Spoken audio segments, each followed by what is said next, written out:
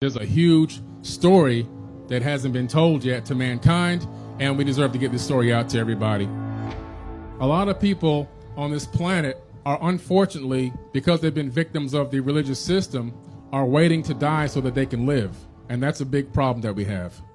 What DNA is and how it operates, that's the big secret here, because once you understand that, then you're going to open yourself up to understanding how to reprogram yourself. 432 hertz and 528 hertz. It's been scientifically proven it will literally reprogram your DNA. It's an elevation of consciousness. You've gone from the primordial level of consciousness, the physical meat mode level, to a 5D ascension level of consciousness. Your body is still in the third dimension, but you're thinking from a much higher dimension, a much higher level. DNA is a storage medium. In other words, it's a hard drive. This is peer-reviewed science, by the way, guys. 1 gram of DNA, which is enough to put a little tiny drop on the tip of your finger, can store 700 terabytes of data.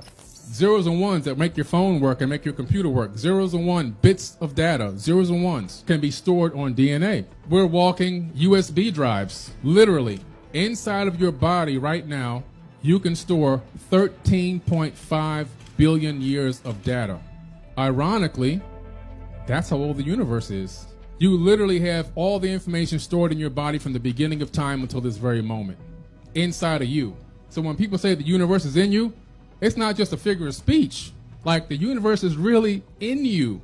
Everything that was here from the beginning is here right now. Nothing's been added, nothing's been removed due to the law of thermodynamics. Energy cannot be destroyed, it can only be transformed. You're just here right now in this particular form at this particular moment, but all the information in your DNA will go back, if you had the capability of decoding it, will allow you to find this out. This is why, and some of you here know that I talk a lot about the Anunnaki, these Atlantean beings that came here in the distant past and genetically modified the existing hominid. They didn't create people, they modified people. If you really analyze the text, and I'm not just talking about Sumerian text, you have to go into several different versions of text, the Enuma Elish and Seven Tablets of Creation, the Atra-Asis epic, the Epic of Gilgamesh, you go into the Emerald Tablets, you discover that there was already a hominid here and it was genetically modified. That was our cousin before Homo sapiens existed. What did they do to us to make us into this slave race to do the work for them?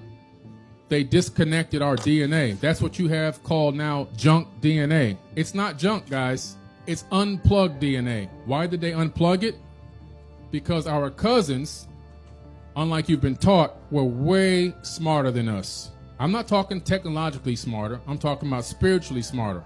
More in tune with nature, more in tune with the universe, more in tune with the planet itself, the Schumann resonant frequency of the earth. They had bigger brains, proven because we found the skulls all over the planet. They had, probably because of bigger brains, most likely had bigger pineal glands, which is your spiritual antenna.